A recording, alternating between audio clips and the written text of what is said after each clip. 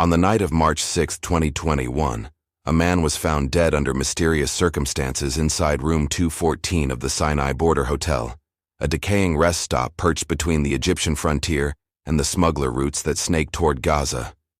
The room was silent, the air thick with the residue of cheap cigarettes and desert dust. The curtains fluttered from a half-broken window, and on the bedside table lay an untouched plate of lentils, a cracked phone, and a single silver lighter. Hotel staff reported no signs of struggle. The lock had not been forced. Surveillance cameras showed the man entering his room at 10:42 p.m., yet no footage captured his departure. By dawn, his body lay sprawled beside the bed, eyes open, mouth fixed in a faint grimace. That man was Bilal Qandar, a known Hamas smuggler, wanted by multiple intelligence agencies for orchestrating covert supply lines of weapons and explosives through the Rafah tunnels. His death would ignite one of the most complex intelligence chases in modern Middle Eastern history. Within hours, Egyptian security forces sealed the hotel. The border checkpoint was shut down. Dozens of unmarked vehicles arrived, carrying men who spoke little and showed no badges. Something far larger than a smuggling arrest had just taken place. By sunrise, word of Bilal Qandar's death had spread through the Sinai Peninsula like wildfire. Local intelligence officers whispered of a poisoning, while others claimed a precision strike team had entered under the cover of darkness, leaving no trace behind. Nothing about it felt ordinary. Qandar was not merely a smuggler. He was a critical link between Hamas's military wing and the vast, unregulated black markets of North Africa. His network supplied components for short-range rockets, anti-tank systems, and encrypted communication gear, funneled through Libya, Sudan, and the Egyptian frontier. For years he had evaded capture, switching identities, altering passports, moving through safe houses in Al Arish, Rafah, and Port Said. Western agencies monitored him, but none could predict where or how he would surface. When his lifeless body appeared in a low-tier desert hotel, the implications rippled far beyond Egypt's borders. Behind closed doors, Mossad analysts in Tel Aviv pored over intercepted messages. They saw patterns of shipments disrupted, accounts frozen, and handlers disappearing.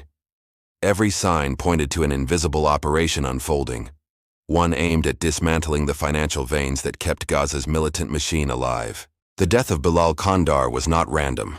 It was a message, a calculated strike meant to remind regional players that no one, no matter how deeply buried in the underworld, was beyond reach. Somewhere, a quiet war between shadows had just escalated.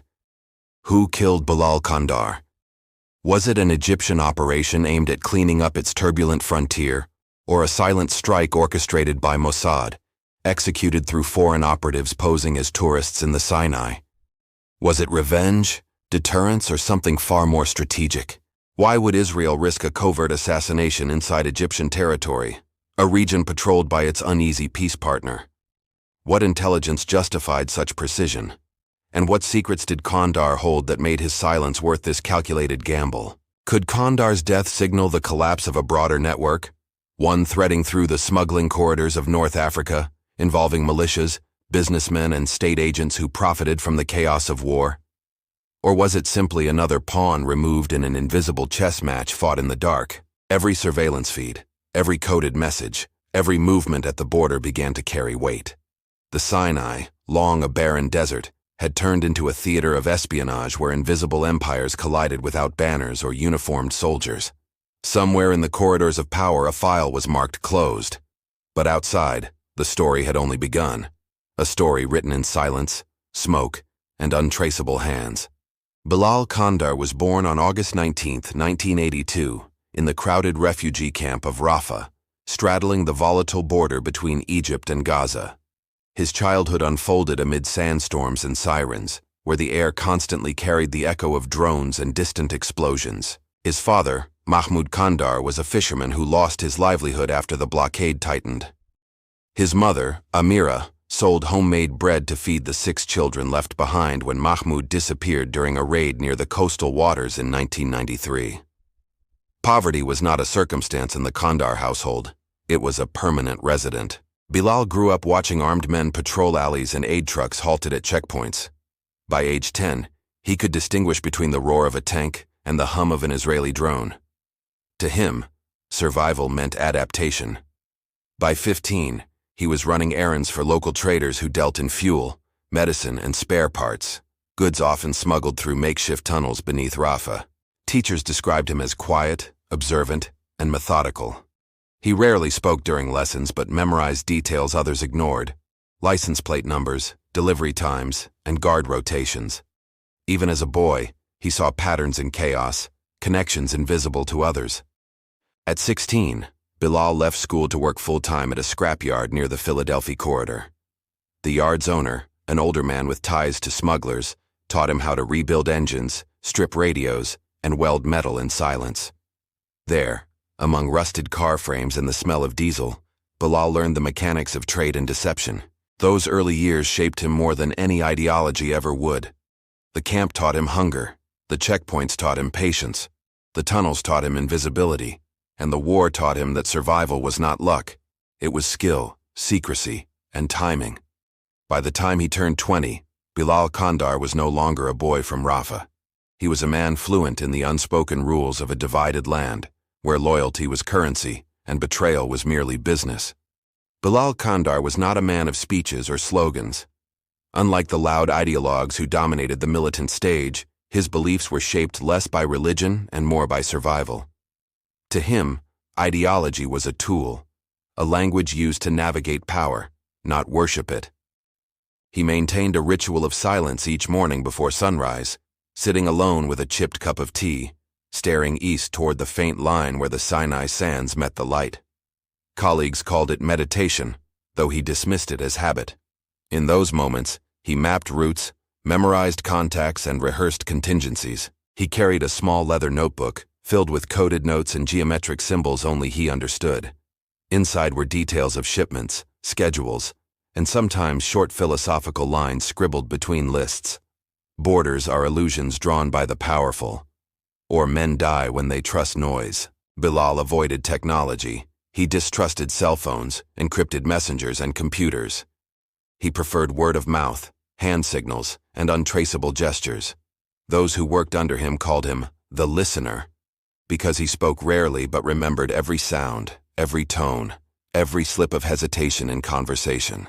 Despite his quiet nature, he had a dark humor. He laughed at stories of spies caught in their own traps, yet treated his men with surprising patience. He punished betrayal without rage, only calculation. His calm unnerved even his superiors. He once told a contact in Port Sudan, "I do not fight for Hamas. I fight because this is the only language left to the poor." That single line captured his paradox. A smuggler who believed himself neither criminal nor revolutionary, but a man surviving in the cracks between empires. In the smuggling world, names were currency, and Bilal Qandar carried many. Among the border traders, he was known as Abu Safar, the father of travel, a nod to his uncanny ability to vanish across checkpoints unseen. To the Bedouin guides, he was al-Saif al-Sakit, the silent blade, a man whose presence was felt only after the deal was done. Within Hamas's internal channels, he earned another title, the quartermaster. He was the invisible hand behind logistics, the one who ensured fuel reached the generators, bullets reached the tunnels, and cash reached the families of the fallen. Few knew his face. Fewer still knew his voice. But in private, Bilal saw himself differently. In his rare letters, he called himself a broker of survival. He did not see heroism in his work, only necessity. He once wrote, "Men like me exist so others can pretend wars are fought for beliefs." That self-awareness hardened into a kind of pride. While others courted martyrdom, Bilal sought anonymity.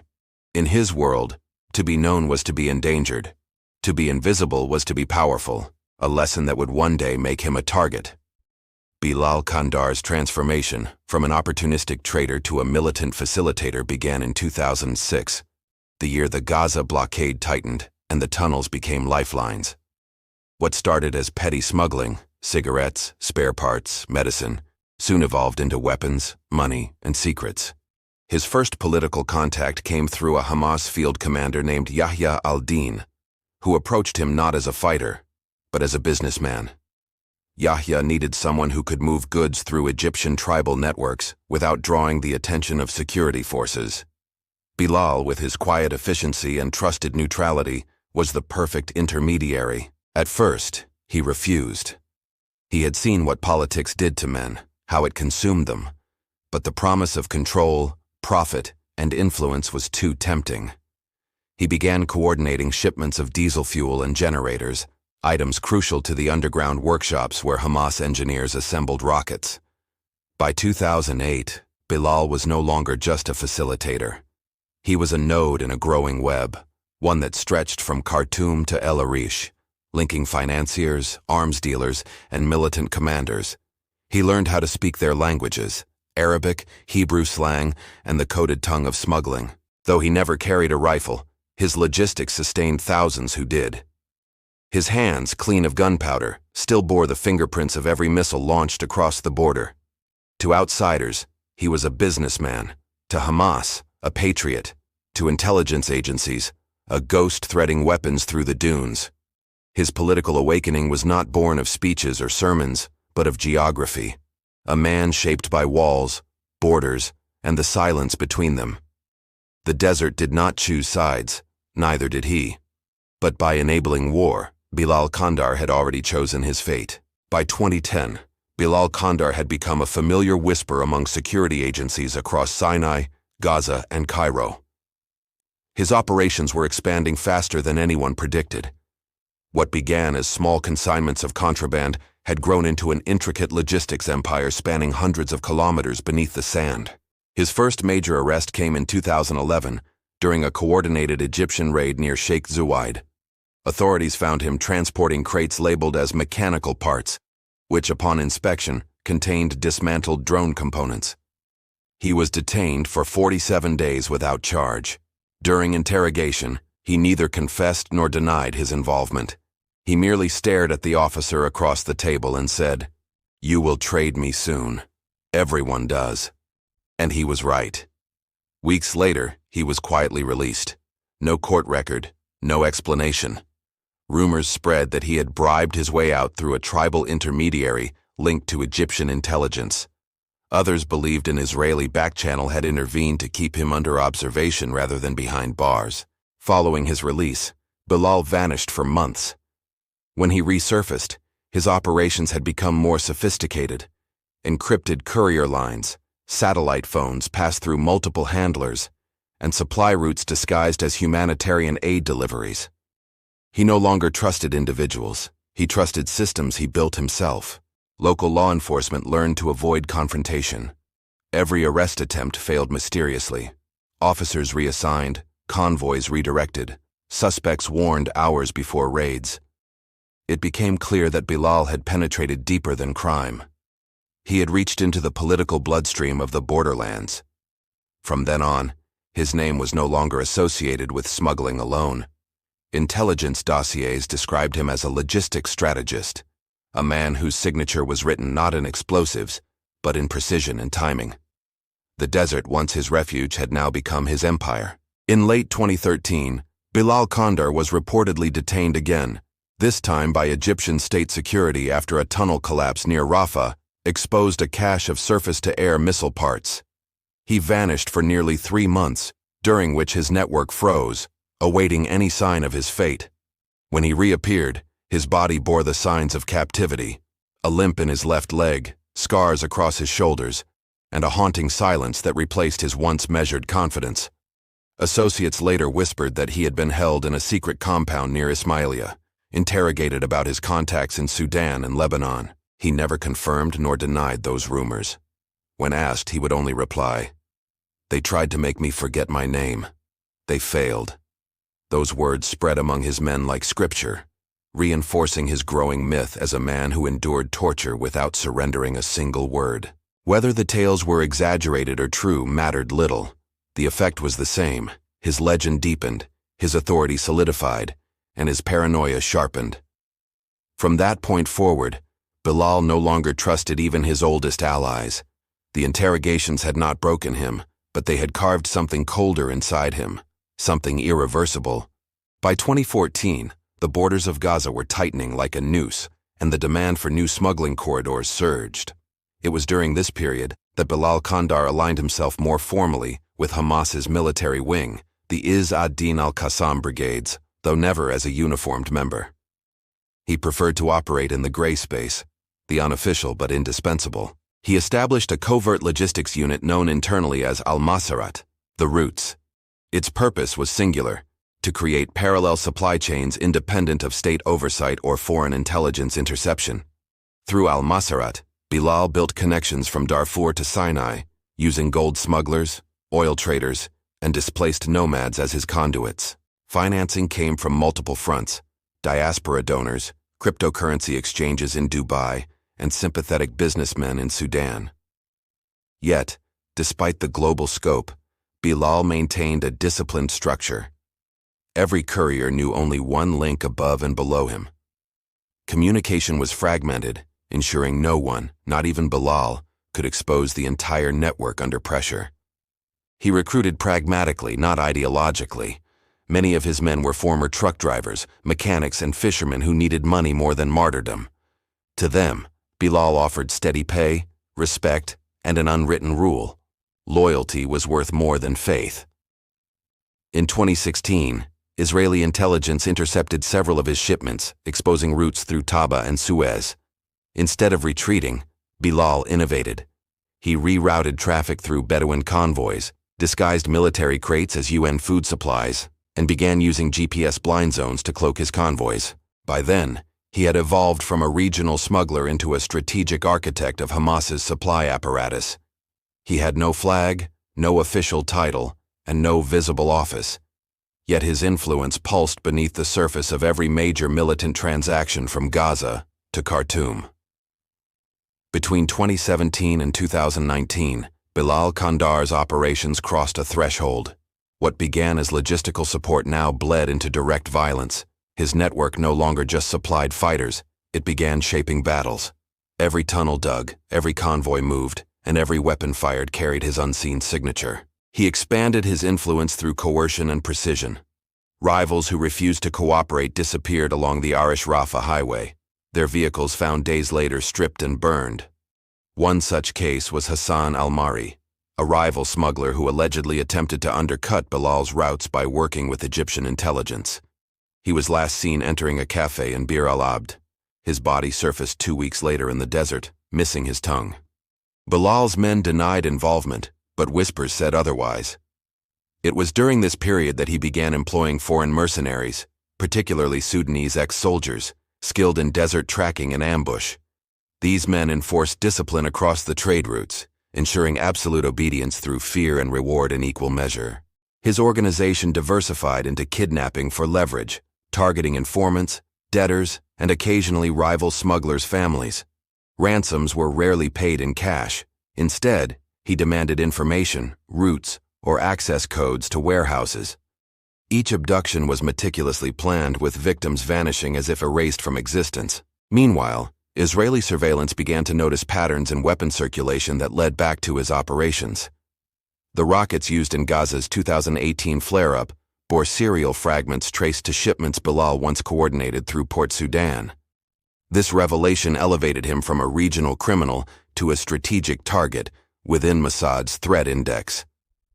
By 2019, his empire of silence was held together by fear, precision, and faith in invisibility. But invisibility, once his greatest weapon, had begun to draw attention. The hunter was becoming the hunted. The timeline of Bilal Qandar's final years read like a ledger of secrets and strikes. Each entry was a move in an invisible war, a precise step toward inevitability. February 12, 2018. Egyptian police intercepted a truck near Ras Cedar, disguised as a furniture transport. Inside were 30 rocket-propelled grenades hidden in sofa cushions. The driver vanished during questioning. Intelligence traced the shipment to one of Qandar's shell companies registered under the alias Nader Bilal. June 7, 2018. Israeli drones struck a convoy outside Rafah, killing 3 smugglers. Within hours, Bilal relocated his operations 30 kilometers deeper into the Sinai interior, rerouting communications through Sudanese satellite uplinks. It was his first visible acknowledgement that Mossad was now tracking him. November 3, 2019. A kidnapping in El Arish caught international attention. A Lebanese broker, suspected of laundering funds for Qandar, was abducted in broad daylight. Security footage later showed two men in Egyptian police uniforms later confirmed as counterfeit. The broker was never found. April 15, 2020.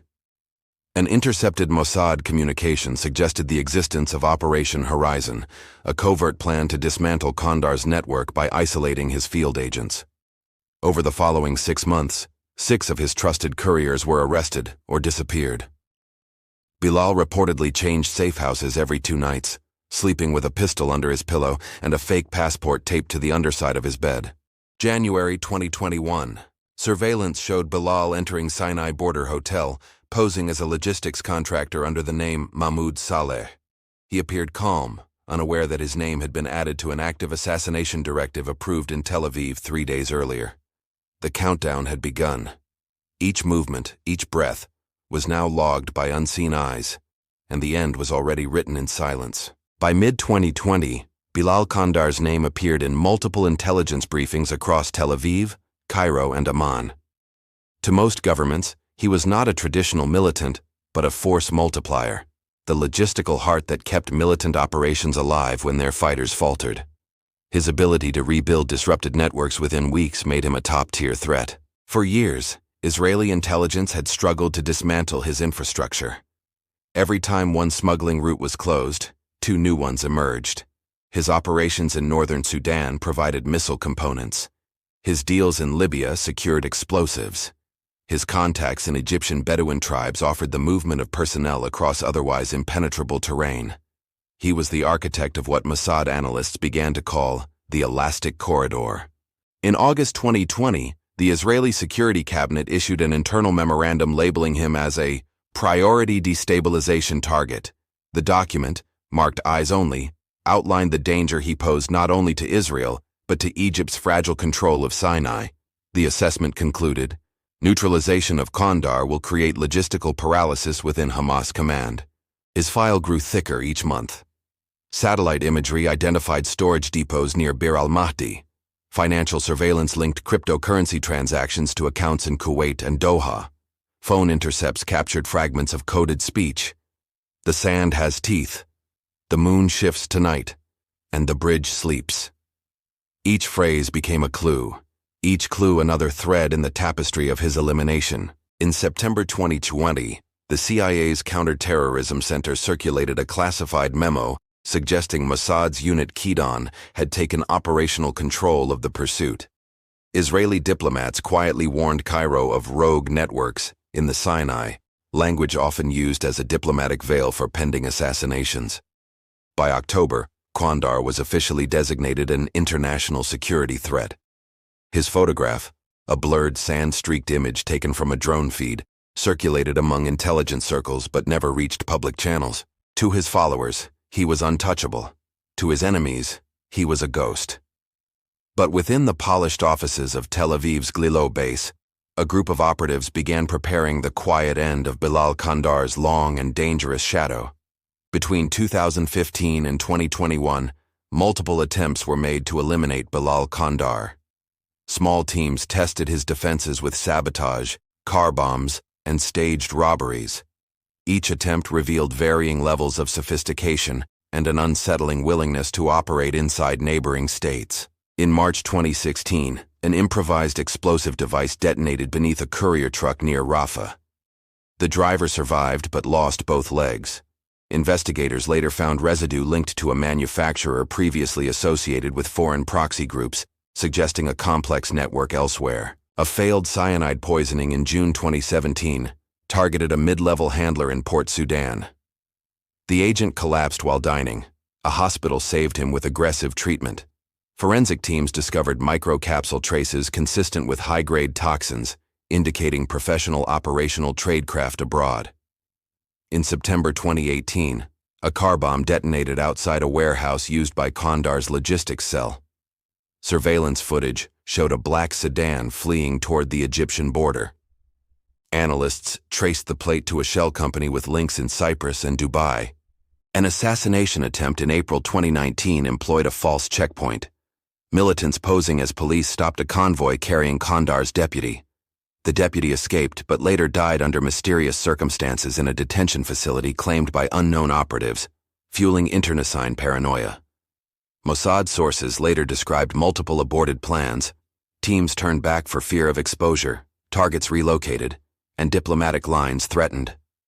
Those close to the operation recalled meetings on flights with code names scrawled across napkins and passports purchased under aliases. In July 2020, a drone narrowly missed a safe house outside El Arish.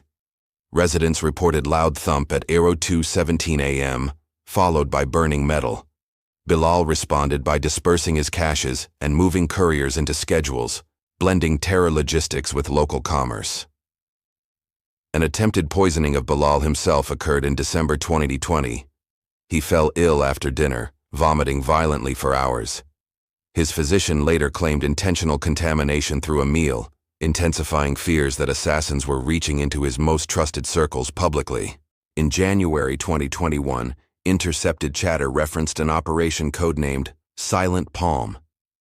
Analysts debated whether it was disinformation, a decoy, or a genuine hit list. The term circulated among handlers, eliciting urgent coordination and fresh security protocols across Qandar's network regionally. Despite these attempts, direct assassination remained elusive until 2021. Each near miss taught both sides lessons. Operatives refined tradecraft, and Qandar hardened routines. The failed plots created momentum, a grim inevitability that foreshadowed the final operation at the Sinai Hotel. By early 2021, Bilal Qandar's life had become a rotating pattern of vigilance and exhaustion. He moved through the Sinai borderlands like a phantom, changing vehicles every hour, switching phones twice daily, and sleeping in a different safe house each week. Yet deep down, he knew the circle was closing. His inner circle had shrunk to a handful of men, all of them weary, all of them afraid. The air around him was charged with the inevitability of something unseen, a storm gathering just beyond the horizon. Bilal had once said, "The desert hides nothing forever." Now, even he seemed haunted by his own words. Intercepted communications from Tel Aviv spoke in euphemisms. The bridge will be crossed. The room is prepared. Analysts later confirmed these as coded phrases marking the operational readiness of a high-value target strike. In the weeks leading up to his death, Bilal began refusing food from outside sources, insisting on preparing his own meals.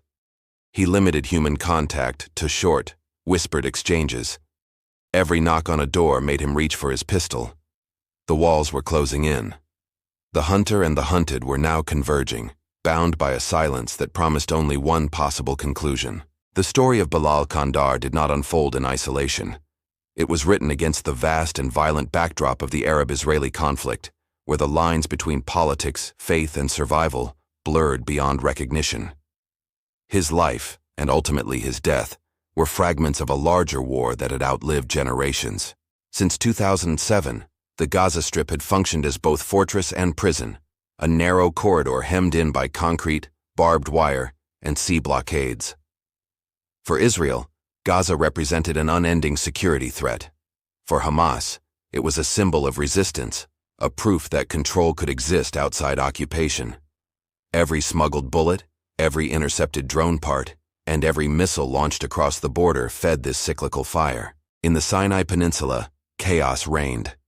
Egypt struggled to contain militant factions loyal to the so-called Islamic State, while trying to suppress smuggling networks that blurred the line between insurgency and commerce. Bedouin tribes, long neglected by Cairo, sold loyalty to whoever paid best: Israel, Hamas, or the highest bidder. It was in this desert of conflicting loyalties that Qandar thrived. Globally, the post-Arab Spring landscape had redrawn alliances. Iran funneled weapons and money to Hamas through Sudan and Yemen. Turkey extended diplomatic cover. Qatar financed reconstruction, some of which quietly funded militant projects. Israel, meanwhile, waged a shadow war: drones, cyber attacks, and assassinations aimed at cutting off the arteries of resistance without triggering full-scale war. To the outside world, the conflict was about borders and ideology. To men like Qandar, it was about infrastructure, how fuel, steel, and gunpowder moved unseen through the cracks of nations. His existence symbolized the hidden economy of perpetual war, where smugglers became generals and logistics became strategy. By the time Mossad turned its gaze toward him, Bilal was no longer just part of the conflict. He was one of its architects, an invisible engineer keeping the machinery of confrontation alive beneath the shifting sands of Sinai. Each nation surrounding Bilal Qandar's world played a double game, condemning militancy publicly while quietly manipulating its flow for strategic gain. The geography of his existence was not only a map of deserts and tunnels, but of conflicting political interests wrapped in secrecy and necessity. Egypt viewed Qandar as both liability and asset. His networks endangered border stability, yet provided intelligence leverage over Hamas. Egyptian security services tolerated his trade when it aligned with their objectives and crushed it when foreign pressure demanded action. Behind the closed doors of Cairo's Mukhabarat headquarters, Qandar's name surfaced often, a ghostly figure discussed with restrained irritation and reluctant respect. Israel, on the other hand, treated him as an existential threat cloaked in plausible deniability. To the Mossad, Qandar was not just a smuggler, but the logistical bloodstream of Hamas. Eliminating him promised disruption without invasion. Tel Aviv's political leadership framed his targeting as defensive necessity, a phrase echoing through policy rooms and covert operations briefings. Sudan played the silent enabler. During the years of Bashir's regime, Sudanese ports served as conduits for Iranian weapons shipments destined for Gaza. Even after the regime's fall, the networks Qandar used persisted under the guise of trade. Officials looked away, sometimes for ideology, often for money. Qatar and Turkey operated in the diplomatic shadows, presenting themselves as mediators while quietly supporting reconstruction funds that occasionally trickled into militant infrastructure. Neither admitted to knowing Qandar, yet both financed the environment that allowed his networks to exist. Meanwhile, the United States maintained quiet complicity. Washington's intelligence agencies monitored Qandar, but avoided direct action to preserve Egypt's fragile counterterrorism cooperation. Officially, they called him a regional destabilizer. Unofficially, he was a pawn in larger regional calculations. By 2020, nearly every power in the Middle East had a fingerprint on his story. Some tracked him, some used him, some needed him to disappear. In this shifting mosaic of interests, Mossad saw an opportunity, not just to kill a man, but to demonstrate control over an uncontrollable landscape. Bilal Qandar mattered because he represented the one element modern intelligence fears most, a man without ideology, allegiance, or digital footprint. He existed in a space where politics ended and survival began, where money and movement became the true currencies of power. To Hamas, Qandar was indispensable. While commanders debated strategies and politicians negotiated ceasefires, he built the arteries that kept their war machine alive. He managed procurement under embargo, smuggled machinery beneath mountains, and turned entire families into micro-networks of transport and storage. His logistics sustained a resistance that would otherwise have suffocated under isolation. To Israel, he embodied the new face of asymmetric warfare. No uniform, no headquarters, no ideology to infiltrate, only connections. Killing him meant cutting the invisible veins linking Sudan's weapons stockpiles to Gaza's tunnels. Within the analytical corridors of Amman, Israel's military intelligence, Qandar was described as a human algorithm, one that adapted faster than any system tracking him. To Egypt, his existence symbolized the failure of control. He exposed the fragility of their sovereignty in the Sinai, a reminder that even their army's presence could not fully suppress the tribal alliances and economic desperation that powered smuggling. He was both a threat and an inconvenient truth. To global intelligence agencies, Bilal Qandar was a case study in the evolution of conflict economies. He turned black markets into organized supply lines and ideology into commodity exchange. His operations blurred the border between insurgency and industry, between terrorism and trade. But beyond politics, Bilal mattered because he was proof of a brutal paradox: that modern warfare no longer required armies, only networks. His reach extended through deserts and ports, through encrypted whispers and unmarked trucks. When he died in that lonely Sinai hotel room, it was not just a man who fell. It was the collapse of an unseen infrastructure built through decades of conflict, cunning, and calculation. For those who hunted him, his death was justice. For those who depended on him, it was the beginning of chaos. In the final week of February 2021, a series of quiet arrivals went unnoticed through Cairo International Airport. Passports carried names like Daniel Cohen, Rami Baynor, and Lars Neumann, tourists on paper, intelligence assets in truth. Each arrived separately, carrying no visible weapons, but their luggage contained encrypted communication modules, falsified work permits, and a single shared objective: eliminate Bilal Qandar. The operation, sanctioned under the codename Citrine Dune, was authorized by Mossad's Caesarea division, the branch specializing in foreign covert actions. Planning had begun nearly 6 months earlier inside the underground rooms of Glilot Base, north of Tel Aviv. There, analysts had reconstructed Bilal's travel patterns, correlating surveillance data from drone reconnaissance, cell tower triangulation, and Bedouin informants operating near the Rafah corridor. By March 2nd, 3 field operatives were already positioned in Taba, the Egyptian resort town bordering Israel. They blended in among European tourists escaping the winter, using a beachfront cafe as their debriefing hub. Another pair, traveling under Swiss diplomatic visas, crossed into the Sinai by road, posing as infrastructure consultants studying telecommunications in the desert. Their task was logistical, not combative. The order was simple: locate, observe, and prepare conditions for a non-traceable death. No gunfire, no explosions, no visible struggle. The method would depend on opportunity: poison, chemical induction, or electrical disruption. Bilal Qandar had checked into the Sinai Border Hotel, under an alias days earlier. Intelligence confirmed his presence through triangulated Wi-Fi signals and a facial match from security cameras at a nearby market. When the field report reached Tel Aviv, a single coded message returned: "The door is open." From that moment, the hunters moved. Quietly, invisibly, and with the certainty that their window of opportunity was closing fast. At 9:12 a.m. on March 1, 2021, the Sinai Border Hotel logged a reservation under the name Mahmoud Saleh for room 214, a standard single with a sea view. The clerk stamped a receipt and filed it in a drawer. Security footage captured a man matching Bilal's gait at 10:42 p.m., ascending the wooden staircase alone. The hotel's analog camera network recorded grainy images, time-stamped and stored on a DVR unit in the manager's office, later seized by investigators. Operatives placed 3 separate observation points: a cafe across the street, an empty lot to the south, and a rooftop 2 blocks away. Each team used innocuous covers: tourists with cameras, Bedouin shepherds, and a telecommunications survey crew with meters. They monitored his Wi-Fi handshake, noting device MAC addresses and timestamps that linked his phone to the hotel router. Analysts cross-referenced these with SIM data and pickup times, building a map of movement that left no point of failure.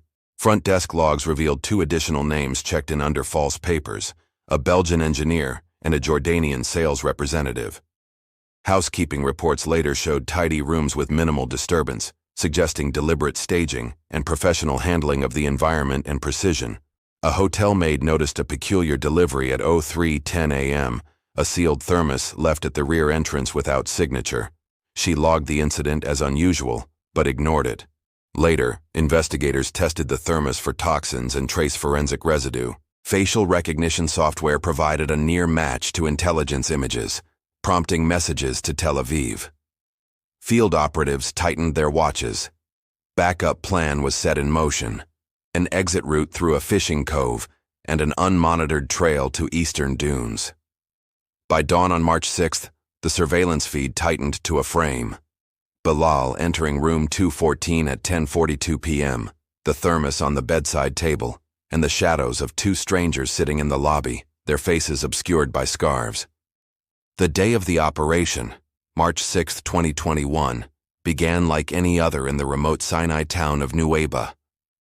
Tourists sipped bitter coffee under the rising sun.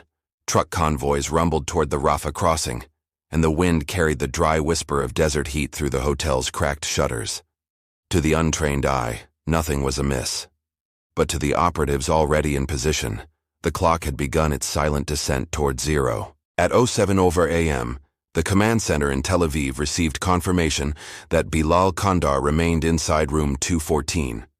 He had not left since returning from a late-night meeting in the market district. His breakfast tray, delivered at 08:12, remained untouched, an observation later noted as evidence of his growing paranoia. Operatives designated Alpha and Kilo checked in at the hotel lobby under false names, carrying small duffel bags containing covert monitoring equipment disguised as medical kits. At 09:45, one of the operatives, posing as an electrician, cut power to the west wing for precisely 4 minutes, long enough to access the rooftop maintenance hatch and install a micro camera pointed toward Qandar's window. The footage streamed in real time to an encrypted receiver in a van parked near the highway.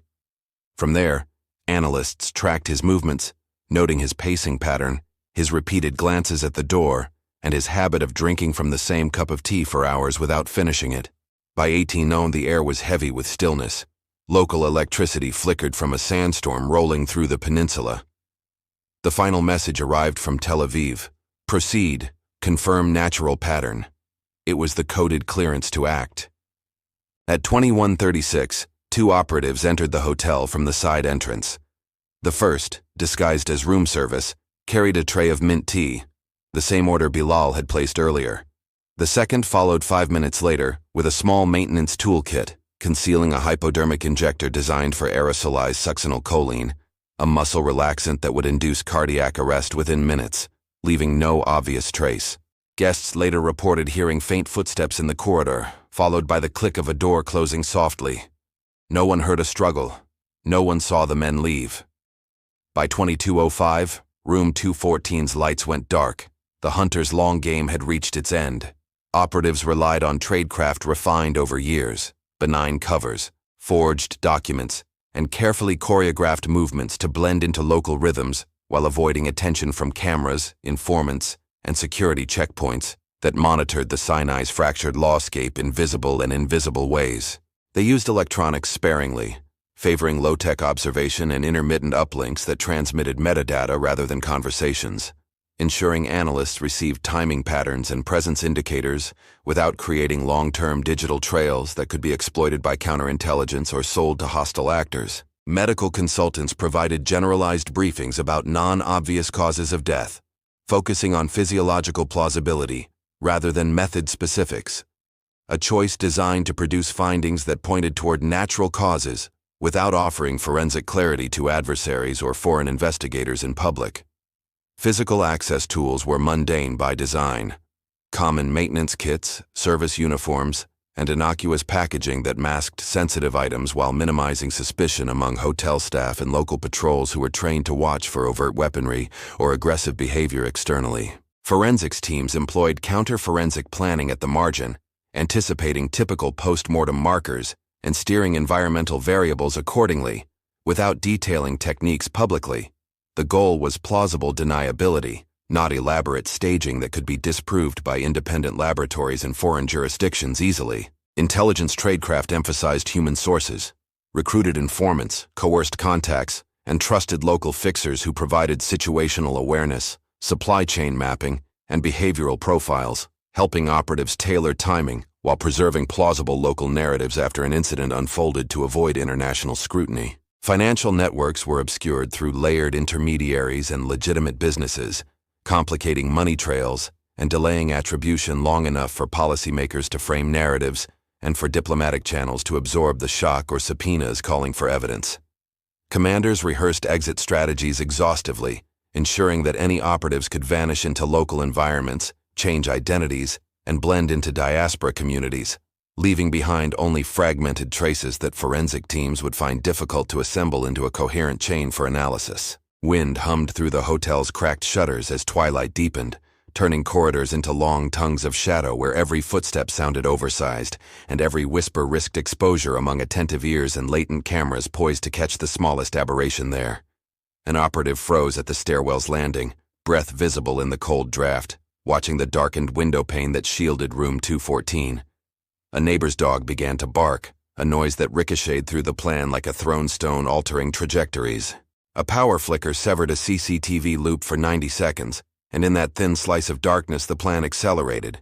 A tray exchanged hands, a door eased closed, and a minute recalibration of timing rippled through each watchful operative.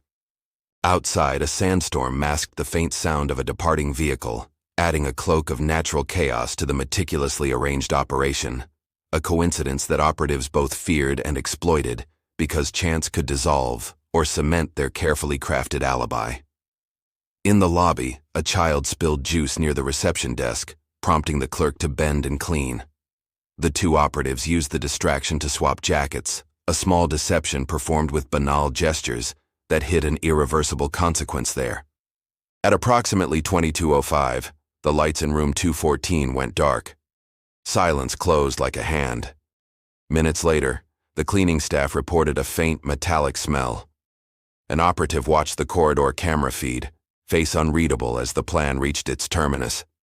Hotel staff found Bilal slumped over the bedside table, his cup tipped and a plate of untouched food beside him. There were no visible wounds, no signs of struggle. His face was pale, eyes glassy, as if sleep had stopped. Forensic response was swift, but constrained by local authorities.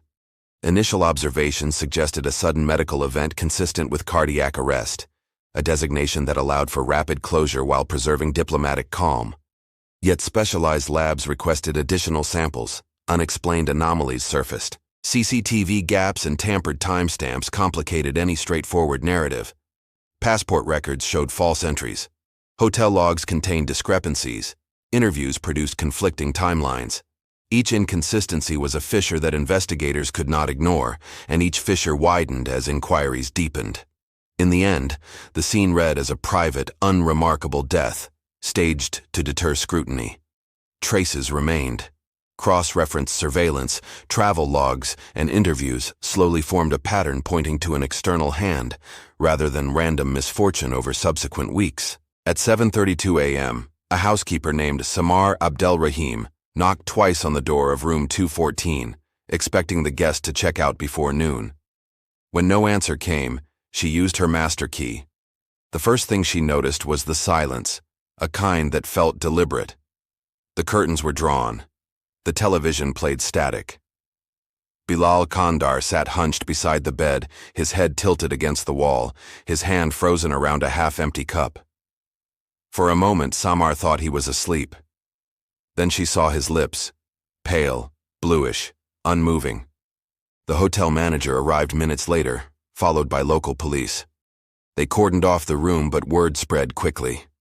Within an hour, men in plain clothes appeared, flashing badges no one could read. The body was photographed, bagged, and driven away under escort toward Al Arish General Hospital. By noon, whispers flooded the town. Some said a heart attack. Others said poison. Egyptian intelligence agents arrived that evening, sealing the guest registry and confiscating all CCTV hard drives. One officer muttered, "This is above our level." Outside, the wind carried sand through the corridors as room 214 was locked, disinfected, and left untouched. The official statement listed the cause as sudden cardiac failure. Few believed it. The body of Bilal Qandar arrived at Al Arish General Hospital under the supervision of military intelligence officers, who ordered the morgue staff to perform a routine autopsy. The directive emphasized discretion. No external observers, no written reports beyond what the state requested. The lead pathologist, Dr. Mahmoud El-Kir, noted minor bruising on the upper arm, a faint needle-sized puncture hidden beneath the skin fold, and mild cyanosis, a discoloration consistent with oxygen deprivation. The heart displayed no chronic disease markers, yet the lungs showed fluid accumulation suggestive of rapid paralysis. Blood samples were taken but later reported as inconclusive. The official summary cited acute cardiac arrest due to stress or exhaustion. Yet Dr. El-Kir quietly told a colleague, "The body tells a different story. Something shut him down from the inside." Foreign diplomats informally requested access to the autopsy file, but it was sealed within hours under Egypt's national security clause. Only a redacted copy was shared, omitting timestamps, toxicology data, and the morgue's photographic record. Unconfirmed leaks claimed trace residues of succinylcholine were found in the blood, a paralytic agent that metabolizes rapidly, leaving almost no forensic footprint. If true, it meant one thing: this was no accident. When investigators from Egyptian internal security retrieved the hotel's CCTV system, they discovered the footage was incomplete. Whole hours had vanished, particularly between 9:45 p.m. and 11:15 p.m. on the night of March 6th. The files appeared to have been manually erased, not corrupted. The DVR unit itself bore scratch marks on its access port, and the internal drive had been replaced with a counterfeit label bearing a different serial number. Forensic technicians managed to recover fragments of deleted data, revealing blurred frames of two men in hotel staff uniforms entering the corridor outside room 214. Their faces were obscured, but one distinctive feature stood out: a small triangular tattoo on the wrist of the man carrying a tray. It matched an image from Interpol's 2019 briefing on foreign operatives involved in a failed assassination in Cyprus. Days later, Egyptian media leaked photos of 5 counterfeit passports recovered from a nearby safe house: Swiss, German, and Belgian identities, all with sequential registration numbers. Experts noted anomalies in the holographic seals identical to those used in previous Mossad forgeries tied to the Dubai al-Mabhouh assassination in 2010. Embassies denied any connection. Statements were brief and mechanical. "We are aware of media reports and have no further comment." But within intelligence circles, the pattern was unmistakable. The same operational signatures, overlapping fake identities, synchronized entry points, and meticulously erased surveillance, all pointed toward one hand. By March 10th, international journalists began connecting the dots. Cairo downplayed the findings, insisting on a medical explanation. Yet behind the scenes, diplomatic channels heated. European governments quietly demanded clarifications from Tel Aviv. Israel neither confirmed nor denied involvement. The silence itself became the loudest confession. Within 48 hours of the first leaked report, the death of Bilal Qandar spiraled from a local mystery into an international diplomatic storm. Cairo faced mounting pressure to explain how a high-value Hamas operative had been assassinated inside Egyptian territory without detection or with silent approval. The Egyptian Foreign Ministry issued a cautious statement, calling the incident a tragic death under investigation. But insiders in the Mukhabarat admitted that Israel had quietly shared intelligence weeks earlier about rogue trafficking networks in the Sinai, an unmistakable euphemism for Qandar's operations. Egypt's silence was interpreted by some as complicity, by others as humiliation. In Doha and Ankara, officials condemned what they termed state terrorism. Pro-Hamas media outlets broadcast images of Qandar's body alongside archival footage of Israeli assassinations, drawing parallels to Mahmoud al-Mabhouh in Dubai. Protests erupted outside Israeli consulates in Istanbul and Kuwait City, while Hamas leaders vowed retribution against the invisible hand that kills in silence. In Tel Aviv, however, the government neither confirmed nor denied involvement. Anonymous defense officials told reporters only that certain threats to Israeli lives have been neutralized. The phrase, calculated and cold, fueled both outrage and admiration across intelligence communities. Western capitals maintained strategic ambiguity. Washington described Qandar as a destabilizing actor, effectively justifying his removal. European Union diplomats, meanwhile, called for transparency and respect for sovereignty, knowing full well the operation's sophistication exceeded any regional rival's capabilities. Behind closed doors, the message was clear. A new precedent had been set. Assassinations disguised as medical events, carried out on foreign soil, justified by the language of preemptive defense. By the month's end, Egypt had expelled 2 foreign diplomats, Israel issued no protest, and Bilal Qandar's name quietly disappeared from every official database. The desert had claimed him, and the world had already moved on. Beneath every assassination lies a machine, a quiet, faceless structure that moves through corridors of power without ever appearing on paper. In Tel Aviv, it was called the Directorate, though its existence was denied in every official record. It functioned as the bureaucratic ghost of Mossad, a web of analysts, engineers, linguists, and administrators who never pulled triggers but made the triggers possible. These were the architects of invisibility, Men and women who signed travel authorizations that did not exist, processed reimbursements for expenses that were never incurred, and drafted diplomatic cables disguised as trade correspondence. They existed in fluorescent-lit offices, buried beneath layers of compartmentalization so deep that even their families did not know what they truly served. Inside this phantom bureaucracy, Bilal Qandar's name was just one of many. An entry on a clearance form, a face in a dossier marked operationally expendable. To them, assassination was not murder, but maintenance, the quiet calibration of geopolitical order. It was this machinery that ensured every loose end vanished, the forged passports, the erased footage, the diplomatic cover stories. Nations debated morality, but the clerks of the directorate debated efficiency, how to make a death disappear faster, cleaner, quieter. Somewhere a filing cabinet was locked. A report was stamped closed. And the machine, cold and tireless, waited for its next name.